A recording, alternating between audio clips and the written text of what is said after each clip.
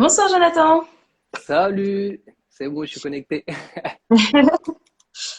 Euh, Comment vas-tu? Ben super. Écoute, je suis dans ma salle, il fait un peu froid. J'ai mis un petit chauffage juste à mes pieds.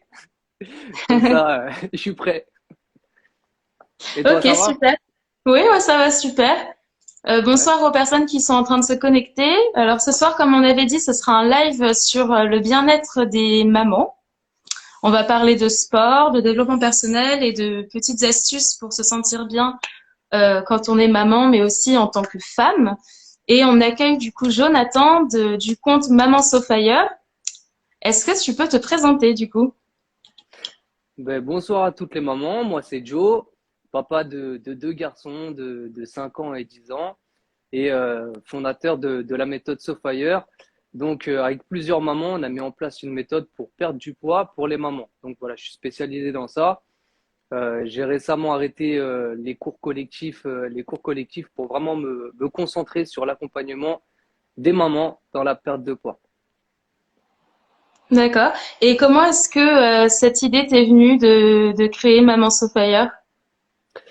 Euh, Ça rejoint un petit peu déjà mon parcours.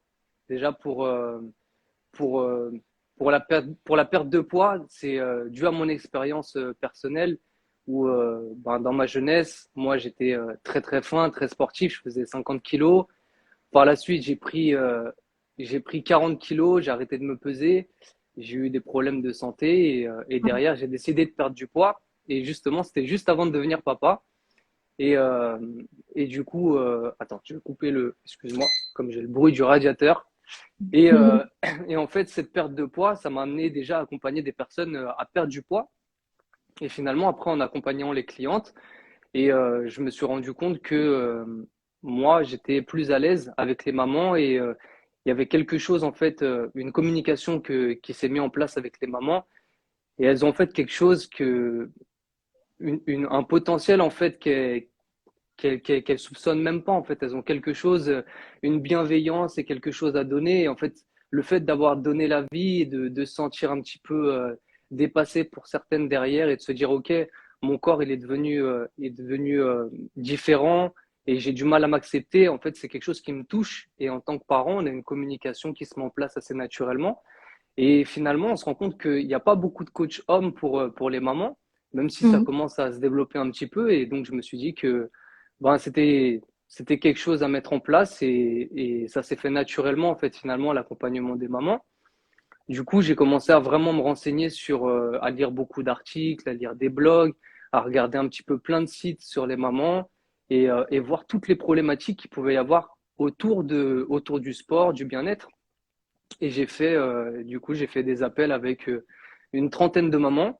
En fait, c'était un Mhm. petit peu, quand je dis appel, c'était vraiment comme si c'était des interviews, en fait, et dire ben, quelles sont tes problématiques, toi, qu'est-ce que pendant ta grossesse, tu as rencontré comme problème, qu'est-ce qui fait qu'aujourd'hui, tu te sens un petit peu mal dans ta peau, qu'est-ce que tu aimerais avoir en tant qu'accompagnement, pas de se dire, OK, moi, je suis coach, je sais ce qu'il faut faire, donc c'est ça. Non, se dire, bon, OK, mais plutôt, qu'est-ce qu'une maman attend d'un coach sportif et qu'est-ce qu'elle attendrait dans son programme, un petit peu comme si tu allais chez le concessionnaire, tu dis, OK, je veux une voiture avec cette option, cette option, cette option, cette option. Et ben voilà ce que je voulais savoir en fait en ayant cet échange avec ces mamans. Et c'est comme ça qu'on a commencé à monter la méthode SoFire. Donc j'ai pris des mamans avec moi pour être testeuse. Et Mhm. en fait, à chaque fois qu'on avançait sur la méthode, on l'a montée avec différents modules. On y reviendra après si tu veux. À chaque fois Mhm. qu'il y avait une problématique, on s'est dit, OK, là, moi, j'ai demandé de faire quelque chose. Elle m'a dit que elle bloquait sur ça. Bah, OK, bah, moi, qu'est-ce que je vais faire? Bah, je vais essayer de trouver une solution à chaque problème. Et en fait, c'est comme ça qu'on l'a construit. Et c'est vachement évolutif finalement, puisqu'il y a peut-être des mamans qui vont nous rejoindre et qui vont rencontrer d'autres problèmes que certaines n'avaient pas. Et on va se dire, OK, là, il y a un problème. Moi, il faut absolument que je trouve une solution pour pallier ce problème-là. Voilà la mentalité un petit peu et la méthode SoFire. D'accord. Donc c'est vraiment un accompagnement personnalisé qui prend en compte tous les problèmes qu'on peut avoir quand on est devenu maman, par exemple les problèmes au niveau du périnée et tout ça, enfin des exercices qui sont bien adaptés à chaque problématique. C'est vraiment intéressant, c'est un beau projet. J'aime bien ta réflexion justement sur le périnée, c'est super important. Parce que malheureusement, quand on veut entreprendre une perte de poids, on va s'orienter sur peut-être des séances vidéo qu'on va voir sur Internet, on va voir Mm. perdre du ventre rapidement, etc., où tu vas voir des mouvements, où tu vas relever le buste comme ça, et qui vont te créer des hyperpressions abdominales. Et là, c'est très dangereux pour le périnée. Et pour une maman qui vient d'accoucher, en plus de ça, si tu n'as pas fait de rééducation, Mm. tu vas te détruire au niveau du périnée, tu peux avoir des fuites, et voilà, c'est pas top. Tu as un périnée qui est fragilisé, au contraire, il va falloir le renforcer ta sangle abdominale profonde, ça par des choses adaptées. Et quand tu dis oui, c'est adapté, au contraire, moi, je fais que de l'accompagnement adapté à la Mm. personne. Vraiment, faut prendre en compte les problématiques et le niveau de chacun. Il y a beaucoup de mamans qui ont des problèmes soit de genoux, soit des problèmes de dos. Il y en a, ça s'est Mhm. réveillé pendant la grossesse, ça peut être de cervical. Et bien sûr, ça, au-delà de la perte de poids, il faut être conscient que c'est des choses à traiter en priorité. Et c'est bien de vouloir perdre du poids, c'est une belle chose. Mhm. Et physiquement, tu vas te sentir mieux. Mais je pense que si on arrive en même temps à traiter, par exemple, des problèmes de dos, eh ben, ça aussi, tu vas te sentir beaucoup mieux et surtout, tu vas bien vieillir parce que malheureusement, bah, on vieillit et ces problèmes-là, si tu les règles pas dès maintenant, bah, ça va perdurer. Et Mm. voilà. Donc, oui, personnaliser, que de la personnalisation de programme. Et de toute façon, un programme, pour moi, ça peut être que personnalisé. Je peux pas travailler autrement puisque vendre quelque chose à quelqu'un et lui dire, OK, tu fais un programme et donner la même chose à toutes les personnes qui viennent, sans prendre en compte bah, une pathologie ou des douleurs, ben, tu vas l'envoyer un petit peu à l'abattoir et tu sais pas si la personne a fait bien le mouvement, donc elle risque de se blesser et donc elle va entamer une perte Mm. de poids et se blesser. Elle va se blesser, elle va être inactive, donc elle va prendre plus de poids qu'elle est censée en perdre. Et c'est dangereux, ouais. D'accord, je comprends. Et du coup, dans ton programme, tu as aussi un aspect développement personnel. Est-ce Ouais. que tu peux en dire un peu plus à ce sujet? Alors, c'est vrai que on a des capacités physiques à développer, mais Mhm. avant tout, je prends vraiment cette chose-là comme un défi et le mindset, c'est la chose la plus importante dans tout ce que tu entreprends. Et je vais te redonner l'exemple qu'on avait eu, quand on avait échangé un petit peu ensemble. Bah, y a Mhm. des mamans, elles vont se lancer en fait dans quelque chose, dans du sport qu'elles n'ont jamais fait. Et ça peut faire très très peur. Et moi, pour prendre un exemple personnel, ben, quand je me suis lancé dans le permis, quand je passais mon permis, Mhm. moi j'étais dans une famille, il n'y avait pas du tout de voiture. Donc la signalisation, c'était vraiment quelque chose, je faisais vraiment pas attention, à part les gros panneaux. Mais donc j'ai fait ma première heure d'auto-école et j'avais la tête qui était retournée. Je comprenais pas qu'il fallait retourner le volant, etc. Pour la petite histoire, j'ai raté 2 fois le permis avant de l'avoir. Mais à aucun moment, je me suis dit, je vais pas y arriver. Et pourquoi je me suis dit ça? Parce que je me suis dit, OK, il y a tout ça de personnes autour de moi. Je vois des gens tous les jours qui le font. Ils ont 2 bras, 2 jambes, ils ont une tête comme moi. Pourquoi j'y arriverai pas? Donc, la mentalité que j'essaye de mettre en place et dès le départ, c'est que à chaque fois que je vais te dire quelque chose, c'est je vais pas essayer, je vais le faire. Et je suis chiant Mm. avec cette phrase, c'est quand je te dis ouais, on va faire ça comme séance, d'accord, je vais essayer. Non, tu vas le faire. À chaque fois, je te dis tu vas le faire parce que si tu es convaincu que tu vas réussir quelque chose, crois-moi, tu vas réussir. Si t'es pas convaincu de quelque chose, c'est comme tout, c'est je sais pas, comme chaque projet dans Mm. ta vie, si tu vas pas avec le couteau entre les dents, eh ben t'as de fortes chances d'échouer. Donc ouais, cet aspect-là, il est ultra important. Et comment il se développe?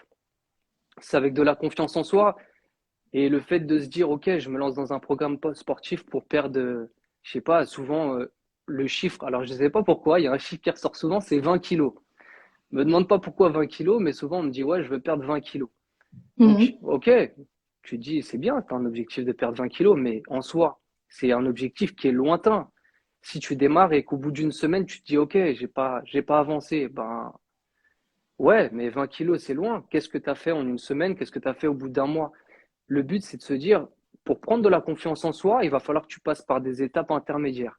Et de se dire, Mm. ça va pas passer forcément par perdre des kilos au début. Tu peux te dire, OK, ben, je peux commencer par mettre un petit objectif, je sais pas, sur l'alimentation. Je peux mettre un petit objectif, ben, sur un exercice. Je peux mettre un petit objectif, d'aller marcher tous les jours. Et chaque semaine, tu te mets un objectif. Tu te prends une feuille, tu te mets un objectif la première semaine que tu vas rayer. Ça peut être la première semaine, bon, ok, faire une séance de sport, ne serait-ce qu'une séance de sport. T'en faisais zéro. Première semaine, tu le barres. Deuxième semaine, objectif, tu barres. Troisième semaine, Mhm. objectif, tu barres. Objectif, objectif, objectif, objectif. À force de barrer des objectifs, crois-moi, tes 20 kilos, tu vas vite t'en rapprocher sans même t'en rendre compte. Et même, tu vas te sortir de la tête que tu avais cet objectif-là qui était lointain. Et finalement, tu vas commencer à prendre confiance en toi, tu vas te sentir plus à l'aise, tu vas commencer à dire, OK, cet exercice-là, j'y arrivais pas, je commence à réussir à faire tel ou tel exercice. Et là, tu Mhm. vas prendre confiance en toi et tu vas te dire, bah, finalement, ouais, je suis pas si nul que ça. Parce que c'est vrai que malheureusement, c'est un terme qui ressort des fois et de se dire, ouais, je suis vraiment nul, je commence à zéro, je sais pas quoi faire. Mhm. Voilà. Et c'est vraiment ça, c'est une phrase qui me touche quand j'entends, je suis nul, je vais jamais y arriver, j'ai jamais fait de sport de ma vie. Au contraire, franchement, quand tu débutes quelque chose et vraiment tu es débutante, au contraire, tu as une marge de progression qui est beaucoup plus rapide et il faut pas avoir peur. Et, euh, et ce qui peut faire peur aussi, et quand on parle de confiance en soi, et pour dire ma propre expérience, c'est que quand j'ai entamé ma perte de poids, j'ai été à la salle et j'ai souffert de ce complexe d'infériorité où tu vois tout le monde qui est autour de toi et qui soulève des grosses barres, où toi tu essaies de faire une traction, tu n'arrives même pas à soulever de poids de ton corps, tu n'arrives même pas à faire une pompe et tu te dis ok, je suis nul. Et je rentre chez moi et tu es frustré. Mais, euh, mais c'est avec de la persévérance, avec du travail, avec des objectifs à ta hauteur. Regarde pas ce que fait la personne à côté de toi. Tu vas y arriver, va à Mhm. ton rythme. Mets-toi des petits objectifs réalisables et franchement, tu vas prendre confiance et tu vas te dire, au bout de quelques semaines, je te garantis qu'avec des objectifs adaptés, tu vas te dire, ouais, franchement, là, ça envoie du lourd et je suis contente de mes progrès. D'accord. Et je me souviens aussi qu'on avait dit, qu'on avait parlé du fait que quand on devient maman, du coup, on a son corps qui change énormément, de manière plus ou moins rapide. Et après la naissance, on peut ne pas se reconnaître quand on se regarde dans le miroir, ne pas accepter cette nouvelle image qui se reflète dans ce miroir. On peut perdre en estime de soi en plus que de perdre en confiance en soi. Et on avait évoqué le fait que le développement personnel pouvait énormément aider. Euh, et qu'il fallait intégrer dans ses routines quotidiennes des petits éléments pour booster un peu cette confiance en soi et cette estime de soi qui sont autre chose que le sport. Est-ce que tu peux en parler aussi? Ouais, et ben déjà, la première chose qui ressort au niveau du corps, moi, bah, tu me diras un petit peu toi ce qui te Mm. ressort un petit peu au niveau physique, mais c'est souvent, ben déjà, je rentre plus dans mes vêtements. C'est Mhm. souvent le ventre qui dérange. Souvent, on me dit, ouais, j'ai du ventre, j'arrive pas à perdre du ventre, j'ai beau faire X ou X choses et j'arrive pas à perdre du ventre. Donc, c'est vrai qu'il y a un fort complexe par rapport à ça. Et au-delà de ça, il y a le fait d'être maman et d'accorder beaucoup de temps à sa famille, parce qu'on le sait, une maman, c'est ultra protecteur, ça veut absolument faire plaisir à toute sa famille et faire passer ben, tout le monde avant soi finalement. Et, Mhm. euh, et le problème, c'est que ben, certaines, elles se retrouvent plus dans ce rôle de femme et elles se disent, OK, je suis devenue uniquement maman et j'ai plus de temps pour moi.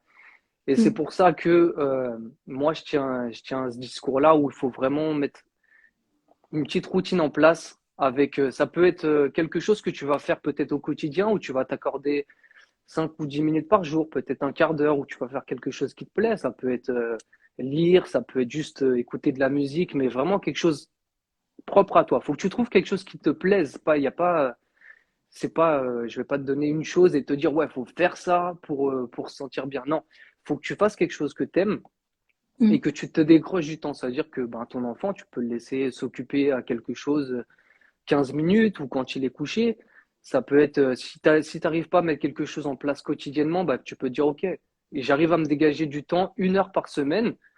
Tu Mhm. vas faire ce que tu veux. Tu vas faire de la manucure, tu vas faire du sport, tu vas marcher, tu vas faire du shopping. C'est pas de l'incitation à de la dépense, mais ouais, fais-toi quelque chose qui te fait plaisir pour te retrouver vivante et te retrouver, te sentir bien épanoui. Et qu'en fait, quand tu vas rentrer chez toi, tu t'auras évacué le stress, tu auras pris du temps pour toi. Et au contraire, tu vas rentrer avec le sourire et tu seras encore plus épanoui. Et ça, franchement, c'est quelque chose qui est ultra important parce que le fait d'accumuler, en fait, finalement, en tant que maman, bah, tu gères un petit peu les petits problèmes de chacun, les tracas. Si dans ton travail ou si tu es que au foyer, bah, tu gères les problèmes des uns des autres. Et finalement, tu prends les problèmes, tu charges. Mais au final, tu es humaine et toi aussi, tu as le droit de dire stop et à un moment, tu as besoin d'évacuer en fait.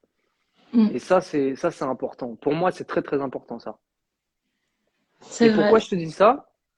Avant que je te... Désolé, je t'ai coupé. Fait. Pourquoi je te dis ça? Parce que c'est comme tout projet en fait. Tout projet que tu vas faire, plus tu auras la tête sereine, plus tu seras apaisé et plus tu seras apte à avancer, être concentré et faire Mm. les choses bien.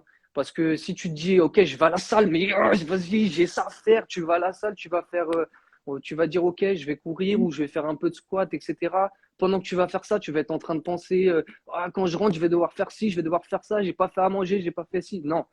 Alors que si tu arrives à mettre, bah nous, on a mis en place plein de petites routines pour pouvoir justement mieux organiser le quotidien. Mais si tu as déjà un petit peu déchargé tout ça et que tu penses plus à tout ça, finalement, bah, tu vas être sereine, tu vas progresser, tu vas te dire, en fait, tu vas être focus vraiment Mm. sur ce que tu fais.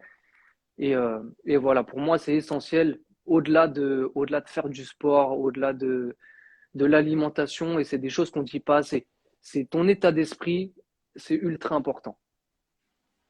C'est vrai. Je suis complètement d'accord avec toi. Et l'autre question qu'on avait dit qu'on aborderait, c'était au sujet de... Bah, en fait, on a regroupé, c'est bien, on a regroupé là plusieurs questions. Et du coup, après, c'était... Ah oui, est-ce que tu voulais aborder le sujet du sport quand on est enceinte? Ouais, on peut parler du sport quand on est enceinte. Alors, déjà, avant tout, quand on fait du sport quand on est enceinte, bon, dans les tout premiers mois, dans les premières semaines, en général, ça va. Mais quoi qu'il arrive, toujours, il faut que tu consultes un professionnel. Et Mm. peu importe tel coach ou telle personne que tu suis sur les réseaux, ben, ta santé, tu peux avoir des problématiques qui sont liées, qui sont propres à toi, en fait. Donc, il faut absolument que tu aies l'aval d'un médecin pour faire du sport. Si si t'as jamais fait de sport, ben, tu vas pas te lancer dans une activité ultra physique quand tu vas être enceinte. Juste parce que tu te dis, je vais prendre du poids. Non, c'est ultra déconseillé. Par contre, si tu étais une maman qui était ultra sportive, tu faisais du marathon, etc., ben, bien sûr que tu vas pouvoir continuer à courir pendant les premiers mois. Mais après, petit à petit, tu vas te rendre compte que ben, tu vas commencer à fatiguer un petit peu, que ben, il y a certains sports qui sont déconseillés, les sports avec impact notamment qui vont être déconseillés. Mais on va te conseiller des sports, déjà du renforcement musculaire, Mm. principalement sur la zone du dos. Pourquoi? Ben, parce que tu as le poids qui va être à l'avant et tu vas un petit peu te tasser. Donc, du renforcement postural, du renforcement avec le dos, un gros travail sur ta respiration, sur le périnée. Et au contraire, en fait, le fait de faire du sport, ça se développe de plus en plus maintenant pendant la grossesse et ça va t'aider à beaucoup mieux récupérer à la suite. Mhm. Et justement, là, j'ai un très bel exemple avec une maman que j'ai accompagnée donc du coup qui est testeuse de mon programme, que j'ai accompagnée avant sa grossesse, que j'ai accompagnée pendant sa grossesse et que maintenant que j'accompagne maintenant. Et voilà, qui s'est remis vraiment super vite après son accouchement et c'est super, franchement, voilà, elle a bien travaillé, donc je suis fier d'elle.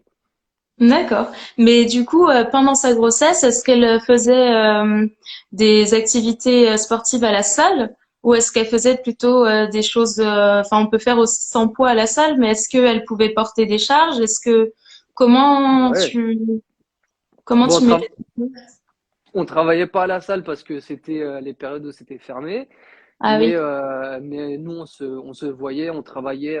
Bon, nous on a travaillé on n'a pas travaillé jusqu'à la fin, jusqu'à ce qu'on a pu travailler, on a travaillé ensemble, jusqu'à ce que ce soit déconseillé par les Mhm. professionnels. Mais au début, on travaillait avec charge. Ensuite, quand on a fini de travailler avec les charges, on pouvait plus, on a commencé à travailler aux élastiques. Après, Mhm. on a travaillé beaucoup de postural, on a travaillé avec les ballons suisses, on a travaillé sur de l'étirement. En fait, on a essayé de garder son corps en mouvement. On a continué à faire un petit peu de marche. Mais voilà, vraiment, on a travaillé sur beaucoup de postural, sur beaucoup de verticalité au niveau de sa colonne vertébrale. On a travaillé sur la respiration. On a Mhm. travaillé sur des trucs qui paraissent tout bêtes, mais comment se relever avec sa respiration, ça, c'est des choses qui sont importantes. On a regardé les choses à pas faire.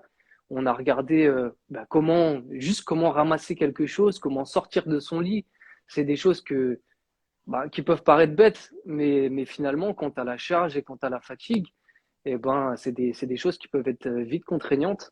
Et voilà, donc on a travaillé sur tout ça. Et puis voilà, elle se porte bien. D'accord, bah, c'est super intéressant. Le côté postural, c'est vrai qu'on n'en entend vraiment pas parler au final, mais c'est vrai qu'il y a des postures à adopter, surtout quand on est enceinte, pour éviter de se faire mal ou Ouais. aggraver des problèmes qu'on pourrait avoir. C'est très intéressant. Ensuite, il y avait quoi comme sujet déjà? C'était ah oui, c'était le fait que bah, c'est ce que tu as abordé déjà en fait au début du live, c'est le fait qu'il n'y a pas de méthode miracle. Et le fait qu'il faut aller à son rythme, par étapes, etc. Donc, est-ce que tu pourrais nous reparler un peu en ajoutant la partie alimentation? Ouais, alors, ça, c'est une question super intéressante. Et pourquoi je tiens à préciser vraiment qu'il n'y a pas de méthode miracle? Parce que finalement, il y a certaines croyances où on se dit, faut faire cet exercice-là, il faut faire ci ou ça pour pouvoir perdre du poids, faut manger telle ou telle chose.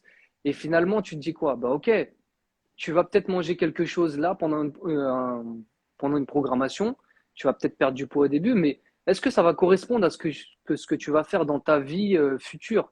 Le but quand tu vas commencer un rééquilibrage alimentaire, c'est de se dire, OK, faut que j'arrive à adapter quelque chose que je vais garder à vie parce que le changement, c'est bien de changer sur quelques semaines, mais si c'est pour derrière reperdre du poids, ça n'a aucun intérêt. Tu vas pas manger des brocolis si tu n'aimes pas les brocolis, par exemple. Tu vois, Mm. il faut que tu arrives à intégrer tes petits plaisirs du quotidien pour pas pouvoir craquer derrière. Et voilà. Et donc, ça, comment tu vas savoir qu'est-ce qui fonctionne sur toi? Ben, il y a certaines personnes qui vont aller courir, qui vont perdre du poids. Il y en a d'autres, ça va être un petit peu plus en faisant plus de la musculation, qui vont perdre du poids. Il y en a, enfin, tout dépend, mais je veux dire, l'activité physique, il va falloir que ce soit quelque chose que tu aimes faire déjà, même si au début, il y a certaines choses que tu vas pas aimer, il va falloir te pousser un petit peu pour pouvoir le faire.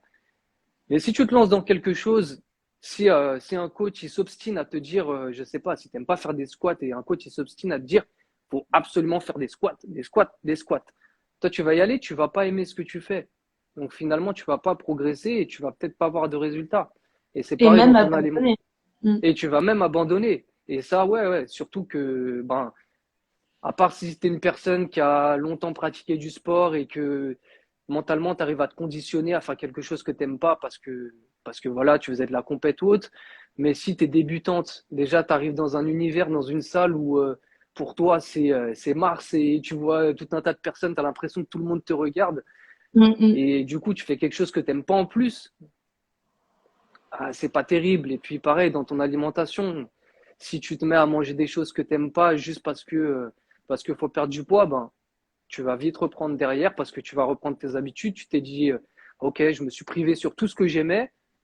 Et ben, le moment où tu vas te relâcher, tu vas te relâcher un peu, puis un peu plus, puis un peu plus. Et puis tu vas reprendre le poids et tous les efforts que tu auras fait, ça va servir à rien. Donc du coup, moi, comment je vois les choses, c'est déjà identifier qu'est-ce que tu as comme excès. Déjà, si on parle d'alimentation, c'est de se dire, OK, qu'est-ce qui va pas dans ton alimentation? C'est faire une photographie sur une semaine de tout ce que tu manges et de se dire, OK, bah, peut-être qu'il faut corriger ça ou ça. Si je sais pas, si bah, je prends par exemple moi mon cas personnel, c'est je buvais pas d'eau, je buvais que du soda. Ah Donc oui. je me suis dit, ouais, je buvais que du coca même pour te dire. À Mm, l'heure actuelle, je bois plus du tout de coca, mais ça n'a pas été radical dans le sens où j'ai dit du jour au lendemain, vas-y, je coupe tout mm. et j'arrête. C'est que va falloir que tu te dises, ok, ben combien déjà se faire une photographie, arriver à se dire, je consomme tant de choses. Des fois, on n'a même pas conscience des excès qu'on consomme en fait. et de se dire, bah, OK, bah, si c'est 1 litre par jour, bah, je commence, je réduis à 75 centilitres pendant une semaine. La semaine d'après, j'essaie un peu moins, tu vois, ça rejoint les Mhm. objectifs et la confiance en soi. Et le fait de réduire petit à petit, en fait, tu vas te dire, bah, finalement, j'ai pas besoin de consommer ça. De temps en temps, pour me faire plaisir, je vais le consommer, mais finalement, je croyais que j'étais obligé de consommer ça. Consommer, par exemple, je sais pas, si tu bois du café, il y a des personnes qui prennent 3 sucres dans le café parce qu'ils disent c'est dégueulasse. Ben, essaye de mettre 2 sucres et demi. Puis après, tu mettras 2 sucres, puis un sucre. Et puis finalement, tu vas boire ton café sans sucre, ça se trouve, et tu vas te dire, ouais, bah, finalement, ça va. Et en fait, ça rejoint exactement ça, en fait. C'est vraiment identifier qu'est-ce qui va pas, essayer de les corriger, mais toujours en gardant cette petite notion de plaisir, parce que ton Mhm. cerveau, il a besoin de ça. Il a besoin d'intégrer cette notion de plaisir pour pouvoir avancer et de se dire, OK, ça me convient. Et toi, tu verras que finalement, tu vas réussir à te créer une diète flexible et une alimentation qui te convient pour la vie, parce que c'est important. Ça, cette notion-là, elle est ultra importante dans ce que moi, je m'en place. C'est que je veux changer quelqu'un, je veux qu'il change pour la vie. J'ai pas envie de te changer pour un programme de 3 mois, de 6 mois. Faut que tu ressortes de là et que tu te dises, OK, c'est bon, j'ai toutes les armes je sais que tout ce que j'ai perdu, je vais jamais le reprendre. C'est impossible. C'est Mhm. impossible. D'accord, bah c'est un très très beau programme que tu proposes.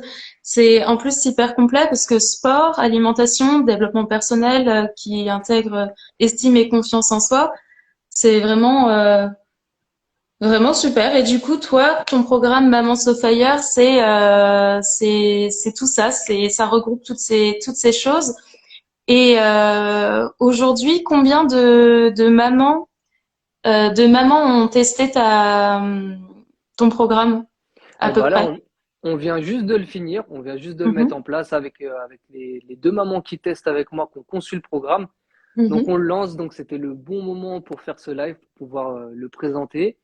mhm, Voilà, au-delà de ça, on a un groupe privé avec 45 mamans dedans. Et mhm, voilà, donc ce groupe-là, donc c'est un groupe où on fait des challenges ensemble, où il y a justement plein de petits conseils sur l'alimentation, sur l'estime de soi. Il y a plein de choses qu'on va retrouver dedans. Et voilà, donc j'ai hâte d'échanger avec d'autres mamans et de répondre à toutes vos questions sur ce programme et sur le développement personnel. Très bien. Bien, merci beaucoup pour ce partage, en tout cas, pour tous tes conseils que tu as donnés ce soir et merci d'être venu à cette invitation pour un live. J'espère Oui, que ça a plu à toutes les personnes qui ont regardé ou qui sont passées par là et puis pour toutes celles qui ont voté en story qu'elles seraient là en replay. J'espère que ça leur plaira. C'était très intéressant et très enrichissant. Merci beaucoup. eh ben, je dis merci à toi et merci pour le contenu que tu produis sur ton compte de qualité et Merci beaucoup, c'est gentil. les super conseils, c'est ce qui m'ont amené à te contacter. Donc, en tout cas, un grand merci à toi et j'espère qu'on aura l'occasion de faire un autre live, pourquoi pas. Oui, Et carrément. voilà. Voilà, Merci mais je te beaucoup. remercie. Merci, bonne soirée. Ciao, bonne soirée.